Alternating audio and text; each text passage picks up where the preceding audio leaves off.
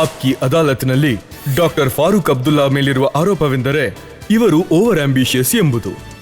Doctor ಸಾಹೇಬ್ರೆ, ಯಾವಾಗ್ಲೂ ನೀವು ಏನಾದ್ರೂ ಮಾಡೋದಕ್ಕೆ ಇಷ್ಟಪಡ್ತೀರಿ, ಸಾಕಷ್ಟು ಆಂಬಿಷಿಯಸ್ ನೀವು. ಆದ್ರೆ ಈಗ ಗೊತ್ತಾಗಿದ್ದೇನು ಅಂತಂದ್ರೆ, ಇಷ್ಟು ದೊಡ್ಡ ವ್ಯಕ್ತಿಗೆ ಒಂದು ಚಿಕ್ಕ ಮಿನಿಸ್ಟ್ರಿ ಕೊಟ್ಟಿದ್ದಾರೆ. ಇದೇ ಅಲ್ವಾ ಕಷ್ಟ ರಜತ್. ಭಾರತ ದೇಶದ ಜನರಿಗೆ ಈ ಮಿನಿಸ್ಟ್ರಿ ಅಂದ್ರೆ ಏನು ಅಂತಾನೇ ಹೇಳಲಿಲ್ಲ ಯಾರು. ಯಾಕಂದ್ರೆ ಈ ಮಿನಿಸ್ಟ್ರಿ ಎಲ್ಲಕ್ಕಿಂತ ಮುಖ್ಯವಾದದ್ದು. ಯಾಕಂದ್ರೆ ಒಂದಿನ ಯಾವ ಥರ ಬರುತ್ತೆ ಅಂದ್ರೆ ನಮ್ಮತ್ರ ಇರೋ ರಿಸೋರ್ಸಸ್ ಎಲ್ಲ ಖಾಲಿ ಆಗೋಗುತ್ತೆ. ಪೆಟ್ರೋಲಿಯಂ ಇರಲಿ, ಕೋಲ್ ಇರಲಿ, ನಾವು ಯಾವ ಸೋರ್ಸಸ್ನ ಹುಡುಕ್ಬೇಕು ಅಂದ್ರೆ ಯಾವ ಮುಗಿದೋಗಲ್ವೋ ಅವನ್ನ.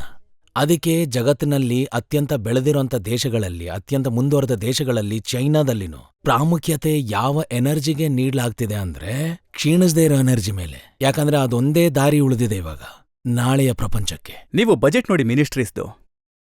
ರಾಜಾ ಇದಾರಲ್ಲ, ಕಮ್ಯುನಿಕೇಷನ್ ಮಿನಿಸ್ಟರ್, ಅವರ ಮಿನಿಸ್ಟ್ರಿ ಬಜೆಟ್ ಬಂದು 65,000 ಕೋಟಿ.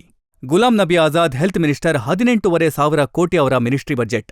ಜಿಕೆ ವಾಸನ್ ಶಿಪ್ಪಿಂಗ್ 24,000 ಕೋಟಿ ಅವರ budget. Praful Patel civil aviation 10,000 crore ಅವರ ಬಜೆಟ್. ಆದ್ರೆ ನಿಮ್ಮ ಮಿನಿಸ್ಟ್ರಿ ಬಜೆಟ್ ಬಂದು 1,268 ಕೋಟಿ ರೂಪಾಯಿ. ಯಾಕಂದ್ರೆ ಅದನ್ನೂ ಖರ್ಚು ಮಾಡಲಾಗಿಲ್ಲ.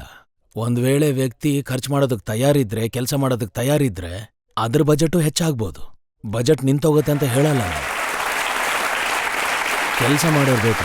ಆದ್ರೆ ಡಾಕ್ಟ್ರೆ, ನಿಮ್ಮಲ್ಲಿ ಎಷ್ಟು ಎನರ್ಜಿ ಇದೆ ಅದನ್ನ ನೋಡಿದಾಗ ನಮ್ಗೇನನ್ಸುತ್ತೆ ಅಂದ್ರೆ, ನಿಮ್ಗೆ ಎಂತ ಡಿಪಾರ್ಟ್ಮೆಂಟ್ ಸಿಗ್ಬೇಕಿತ್ತು ಅಂತಂದ್ರೆ ಅದರಲ್ಲಿ ಎನರ್ಜಿ ಇರಬೇಕಿತ್ತು, ಫಾರಿನ್ ಮಿನಿಸ್ಟ್ರಿ ಇರಬೇಕಿತ್ತು, ಕಾಮರ್ಸ್ ಮಿನಿಸ್ಟ್ರಿ ಇದ್ದಿದ್ರೆ ನೀವು ಇನ್ನೂ ಹೆಚ್ಚು ಪರ್ಫಾರ್ಮ್ ಮಾಡ್ಬೋದು. ಇಲ್ಲ ರಜತ್, ಈ ಮಿನಿಸ್ಟ್ರಿ ಜನ ಅರ್ಥನೇ ಮಾಡ್ಕೊಂಡಿಲ್ಲ ಬಿಡಿ. ನನಗಿದ್ರಲ್ಲಿ ಪರ್ಫಾರ್ಮ್ ಮಾಡೋಕ್ ಬಿಡಿ. ಮುಂದೆ ಯಾವುದೋ ಪರ್ಫಾರ್ಮ್ ಮಾಡೋಂಥ ಮಿನಿಸ್ಟ್ರಿ ಬಂದ್ಬಿಡುತ್ತೆ ನನಗೆ. ಯಾಕೆ ಚಿಂತೆ ಮಾಡೋದು? ಇಲ್ಲಿ ಯಾವ ಗಾಡಿ ನಿಲ್ಲಲ್ಲ ರಜತ್.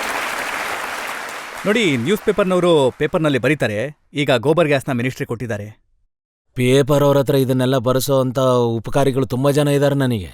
ನಾನು ಅವ್ರ ಹೆಸರು ತಗೊಳಕ್ ಇಷ್ಟಪಡಲ್ಲ ಅಷ್ಟೇ, ಸುಮ್ಮನೆ ಬರೆಸ್ತಾರೆ. ಈ ಗೋಬರ್ ಗ್ಯಾಸ್ ಕೂಡ ಎಂತ ಹಂತಕ್ಕೆ ಬಂದ್ಬಿಡುತ್ತೆ ಅಂದ್ರೆ ಒಂದಿನ ಇದೆಲ್ಲ ಮಾಯ ಆಗ್ಬಿಡುತ್ತೆ, ಕೋಲ್ ಕೂಡ ಮಾಯ ಆಗ್ಬಿಡುತ್ತೆ. ನಾವು ಗೋಬರ್ ಗ್ಯಾಸಿಂದ ಟ್ರೈನು, ಬಸ್ಗಳು ಓಡಿಸ್ಬೇಕಾಗತ್ತೆ. ಅವಾಗ ಈ ಸೋಲಾರ್ ಎನರ್ಜಿಯಿಂದ ಅವಾಗ ಏರೋಪ್ಲೇನ್ ಹಾರ್ತವೆ. ನಮ್ಮ ಮನೆಯಲ್ಲಿ ಕರೆಂಟ್ ಕೂಡ ಅದರಿಂದಾನೇ ಬರುತ್ತೆ ಒಂದಿನ. ಮತ್ತೆ ಪ್ರತಿ ಸಲ ಇದನ್ನೇ ಹೇಳ್ತಾರೆ, ಡಾಕ್ಟರ್ ಫಾರೂಕ್ ಅಬ್ದುಲ್ಲಾ ಅವ್ರಿಗೆ ಇಂಪಾರ್ಟೆನ್ಸ್ ಅನ್ನೇ ಕೊಟ್ಟಿಲ್ಲ, ಅವರ ಏನು ಸ್ಟೇಚರ್ ಇತ್ತಲ್ಲ ಅದಕ್ಕೆ ಯೋಗ್ಯವಾದಂತ ಮಿನಿಸ್ಟ್ರಿ ಕೊಟ್ಟಿಲ್ಲ. ರಜತ್ ಸಾಹೇಬ್ರೆ, ನನ್ನ ಪುಣ್ಯ ಅನ್ಕೋತೀನಿ ನನಗೆ ಈ ಮಿನಿಸ್ಟ್ರಿ ಸಿಕ್ಕಿದ್ದು. ಯಾಕಂದ್ರೆ ಇದನ್ನ ಯಾರೂ ತಗೊಳಕ್ ಇಷ್ಟಪಡಲ್ಲ. ನನಗೆ ತಿಳಿದಂಗೆ ನಾನೊಂದು ಚಾಲೆಂಜ್ ತಗೊಂಡಿದ್ದೀನಿ. ಇಲ್ಲಿ ಪರ್ಫಾರ್ಮ್ ಮಾಡ್ತೀನಿ, ಇಲ್ಲ ಹೊರಟೋಗ್ತೀನಿ. ನಾನೇನು ಈ ಕುರ್ಚಿ ಗಟ್ಟಿಯಾಗಿ ಹಿಡ್ಕೊಂಡು ಕೂತ್ಕೋತೀನಿ, ನನ್ನ ಕಳಿಸ್ಬಿಡಿ ಅನ್ನೋನಲ್ಲ ಬಿಡಿ. ನಾನು ಕೈ ಮುಗಿದು ಹೊರಟೋಗ್ತೀನಿ ಪರ್ಫಾರ್ಮ್ ಮಾಡಿಲ್ಲ. ನಿಮ್ಮ ಆಸಕ್ತಿ ಯಾವ್ದ್ರಲ್ಲಿತ್ತು? ನಿಮ್ಮ ಆಸೆ ಇದ್ದದ್ದು ಇದೇ ಮಿನಿಸ್ಟ್ರಿನಲ್ಲ, ಅಥವಾ ಬೇರೆ ಏನಾದ್ರೂ ಇತ್ತ? ನನ್ನ ಆಸಕ್ತಿ ಒಂದೇ ರಜತ್, ಈ ದೇಶದ ಸೇವೆ. ನನಗೆ ಬೇರೆ ಯಾವ ಆಸಕ್ತಿನೂ ಇಲ್ಲ. ನಾನೊಂದು ನ್ಯೂಸ್ ಪೇಪರ್ನಲ್ಲಿ ಓದಿದ್ದೆ, ನಿಮ್ಮ ಇಂಟರ್ವ್ಯೂನಲ್ಲಿ ನೀವು ಹೇಳ್ತೀರಿ ರಾಷ್ಟ್ರಪತಿ ಆಗೋದಕ್ಕೆ ಇಷ್ಟ ಇದೆ, ಪ್ರೆಸಿಡೆಂಟ್ ಆಫ್ ಇಂಡಿಯಾ ಆಗೋದಕ್ಕೆ ಇಷ್ಟ ಇದೆ. ಅಲ್ಲ, ನಾನು ಈ ಮಿನಿಸ್ಟ್ರಲ್ಲಿ ಏನಾದರೂ ಒಳ್ಳೆ ಪರ್ಫಾರ್ಮೆನ್ಸ್ ತೋರಿಸಿದ್ರೆ, ಅಲ್ಲ ಇಚ್ಛೆ ಇದ್ರೆ ನಾನು ಆ ಮಟ್ಟಕ್ಕೂ ಹೊರಟೋಗ್ತೀನಿ. ಖಂಡಿತ ನಮಗೂ ಆ ನಂಬಿಕೆ ಇದೆ. ಆದ್ರೆ ಕಳೆದ 6 ತಿಂಗಳ ನಿಮ್ಮ ಬ್ಯಾಕ್ಗ್ರೌಂಡ್ ಅನ್ನ ನೋಡಿದಾಗ, ಮೊದಲಿಗೆ ನೀವು 2 ಕಡೆ ಎಲೆಕ್ಷನ್ಗೆ ನಿಂತಿದ್ರಿ, ಮತ್ತೆ 2 ಕಡೆ ಗೆದ್ರಿ. ಆನಂತರ ನೀವು ರಾಜ್ಯಸಭೆ ಎಲೆಕ್ಷನ್ಗೆ ನಿಂತ್ರಿ, ಅದನ್ನು ಕೂಡ ಗೆದ್ರಿ, ಅಲ್ಲೂ ನಿಮ್ಗೆ ಸಮಾಧಾನ ಆಗ್ಲಿಲ್ಲ. ಆನಂತರ ಲೋಕಸಭಾ ಎಲೆಕ್ಷನ್ಗೆ ನಿಂತ್ರಿ. ನೀವು ಎಲ್ಲಿರ್ಬೇಕು ಅಂತ ಅನ್ಕೋತೀರಿ? ನೋಡಿ, ನಾನು ನಿಮ್ ಮುಂದೆ ಸಾಬೀತು ಪಡಿಸ್ಬಿಟ್ಟಿದ್ದೀನಿ ಆಗ್ಲೇ. ನಾನು ಎಲ್ಲ ಎಲೆಕ್ಷನ್ಸ್ ಅಲ್ಲಿ ಭಾಗವಹಿಸಬಹುದು ಅಂತ, ಮತ್ತೆ ಗೆಲ್ಬಹುದು ಅಂತ. ಆದ್ರೆ ಎಲ್ಲ ಸೀಟ್ಗಳನ್ನ ನೀವು ಬಿಡ್ತಾ ಬರ್ತಾ ಇದ್ದೀರಿ. ಒಳ್ಳೇದಲ್ವಾ? ಮನುಷ್ಯ ಮುಂದುವರಿಬೇಕಲ್ಲ ರಜತ್. ಒಂದಿನ ಇದನ್ನು ಬಿಟ್ಬಿಡ್ತೀನಿ, ರಾಷ್ಟ್ರಪತಿ ಆಗ್ಬಿಡ್ತೀನಿ. ಅವಾಗ ನೀವ್ ಹೇಳ್ತೀರಿ, ನೋಡಿ ಇವನ್ ರಾಷ್ಟ್ರಪತಿ ಆಗ್ಬಿಟ್ಟ. ಅವಾಗ ನಾನು ಪಶ್ಚಾತ್ತಾಪ ಪಡ್ತೀನಿ. ಅವಾಗ ನಾನು ಈ ಪ್ರೋಗ್ರಾಮಿಗೆ ಬರಕ್ಕಾಗಲ್ಲ. ಆಗ ನಿಮ್ಮನ್ನ ಭೇಟಿ ಮಾಡೋದಕ್ಕೆ ರಾಷ್ಟ್ರಪತಿ ಭವನಕ್ಕೆ ಬರ್ತೇವೆ. ನಮ್ಮ ಶುಭಾಶಯಗಳು ನಿಮ್ ಜೊತೆ ಇರುತ್ತೆ. ಸರ್, ನಾನು ನನ್ ಕಡೆಯಿಂದ ಒಪ್ಕೋತೀನಿ, ನಾನು ತುಂಬಾ ಆಂಬಿಷಿಯಸ್ ಅಂತ. ಒಂದ್ ಲೇಡಿ ಆಂಬಿಷಿಯಸ್ ಆದ್ರೆ ಸರಿನಾ ಈಗಿನ ಭಾರತದಲ್ಲಿ? ಅವ್ರು ಹೇಳ್ತಾ ಇದಾರೆ, ನಾನು ತುಂಬಾನೇ ಆಂಬಿಷಿಯಸ್. ಇವತ್ತಿನ ಕಾಲಘಟ್ಟದಲ್ಲಿ ಒಬ್ಬ ಮಹಿಳೆ ಆಂಬಿಷಿಯಸ್ ಆಗಿರೋದು ಸರಿನಾ ಅಂತ ಕೇಳ್ತಿದ್ದಾರೆ. ನೋಡಿ, ನಾನ್ ನಿಮಗೊಂದ್ ಮಾತು ಹೇಳ್ತೀನಮ್ಮ. ಒಂದು ವೇಳೆ ನೀವು ಬರೀ ಕಾಯ್ತಾ ಇದ್ರೆ ಒಬ್ಬ ಗಂಡ್ಸು, ಅಂದ್ರೆ ಮಹಿಳೆ ಕಾಯ್ತಾ ಇದ್ರೆ ಒಬ್ಬ ಗಂಡ್ಸು ಅವಳಿಗೆ ಚಾನ್ಸ್ ಕೊಡ್ತಾನೆ ಮೇಲ್ ಬರಕ್ಕೆ ಅಂದ್ರೆ ಅವನು ಯಾವತ್ತೂ ಕೊಡಲ್ಲ. ಒಂದು ವೇಳೆ ಮಹಿಳೆ ಏನಾದ್ರೂ ಆಗ್ಬೇಕು ಅನ್ಕೊಂಡ್ರೆ ತಾನು ತನ್ನ ಸ್ವಇಚ್ಛೆಯಿಂದ ತನ್ನ ಅಧಿಕಾರನ್ನ ತಾನೇ ಪಡ್ಕೊಂಡು ಮುಂದುವರಿಬೇಕು. ಯಾರು ಧೈರ್ಯ ಮಾಡಲ್ವೋ ಅವ್ರು ಸಾಧನೆ ಮಾಡಲ್ಲ. ಹಿಮ್ಮತೆ ಮರ್ದಾ ಮದತೆ ಖುದಾ. ಯಶಸ್ಸು ಸಿಗೋದು ನೀವು ಧೈರ್ಯ ಮಾಡಿದಾಗ ಮಾತ್ರ. ಇವತ್ತು ನಮ್ಮ ದೇಶದ ಮಹಿಳೆಯರು ಹಳೆ ಕಾಲದ ತರ ಇಲ್ಲ, 50 ವರ್ಷ ಮುಂಚೆ ಇದ್ದಾಗೆ.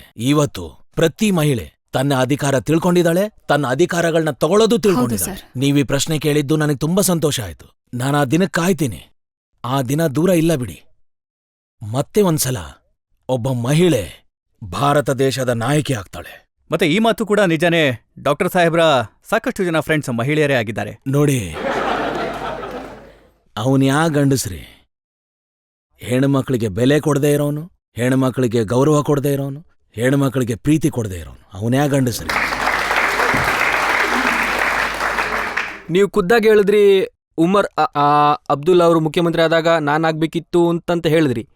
ಆಮೇಲೆ ನೀವು ರಜತ್ ಸರ್ ಕೇಳಲೇ ಇಲ್ಲ, ನೀವೇ ನಾನು ಮಂತ್ರಿ ಪದವಿನ ಬಿಟ್ಟು ರಾಷ್ಟ್ರಪತಿ ಆಗ್ತೀನಿ ಅಂತ ಹೇಳಿದ್ರಿ. ಹಾಗಾದ್ರೆ ನಿಮ್ಗೆ ಇವಾಗ ಒಪ್ಪಿಗೆ ಇಲ್ವಾ? ಆಪ್ಕಿ ಅದಾಲತ್ತಲ್ಲಿ ನಿಮ್ಮೇಲೆ ಹಾಕಿರೋ ಅಪವಾದ 100% ಸರಿ ಅಂತ? ನಾನು ಇವಾಗ ನಿಮಗೆ ಒಂದು ಪ್ರಶ್ನೆ ಕೇಳ್ತೀನಿ, ನಿಮ್ಮಲ್ಲಿ ಯಾವ್ದು ಆಂಬಿಷನ್ ಇಲ್ವಾ? ಅಲ್ಲ ಸರ್, ನೀವು ಅದು ಮನುಷ್ಯರೇ ಅಲ್ಲ, ನಿಮ್ಮಲ್ಲಿ ಆಂಬಿಷನ್ ಇಲ್ಲ ಅಂದ್ರೆ ಅವನ್ ಯಾವ ಮನುಷ್ಯ ರೀ? ನಾನಿಂತ ಸಾಧನೆ ಮಾಡ್ಬೇಕನ್ನೋದಿರ್ಲಿಲ್ಲ. ಅಪವಾದ ಸರಿನಾ ಇಲ್ವಂತ ಹೇಳಿ. ಅಪವಾದ ಸರಿನಾ? ಆಪಾದನೆ ಬಿಡ್ರಿ, ನಾನೇನು 10 ಆಪಾದನೆಗಳನ್ನ ಸಂಭಾಳಿಸ್ತೀನಿ, ಆದ್ರೆ ಅದರಿಂದ ಶೇಕ್ ಆಗಲ್ಲ ನಾನು. ಯಾವ ಮನುಷ್ಯನಿಗೆ ಆಂಬಿಷನ್ ಇಲ್ವೋ ಆ ಮನುಷ್ಯ ಬದುಕಿದ್ದು ಸುಮ್ನೆ ವೇಸ್ಟ್. ಭೂಮಿ ಮೇಲೆ ನಿಮ್ಗೆಲ್ಲ ಏನನ್ಸುತ್ತೆ? ಡಾಕ್ಟರ್ ಸಾಹೇಬ್ರ ಆಂಬಿಷನ್ ಪೂರ್ತಿ ಆಗತ್ತೆ ಅನ್ಸುತ್ತಾ? ಡಾಕ್ಟರ್ ಸಾಹೇಬ್ರು ಆಶೀರ್ವಾದ ಮಾಡ್ಲಿ. ಡಾಕ್ಟರ್ ಅಬ್ದುಲ್ಲಾ ಅವರು ಭಾರತದ ರಾಷ್ಟ್ರಪತಿ ಆಗೋದು ನಿಮ್ಮಲ್ಲಿ ಯಾರಿಗಿಷ್ಟ ಇದೆಯೋ ಅವರಿಗೆ ಸಪೋರ್ಟ್ ಮಾಡೋರು ನೀವು ಕೈ ಎತ್ತಿ. ಡಾಕ್ಟರ್ ಸಾಹೇಬ್ರೆ ಇಲ್ಲಂತೂ ಎಲ್ಲ ಸಪೋರ್ಟ್ ಮಾಡ್ತಿದ್ದಾರೆ. ನಮ್ಮ ಶುಭಾಶಯಗಳು ಯಾವತ್ತೂ ನಿಮ್ಮ ಜೊತೆ ಇರುತ್ತೆ.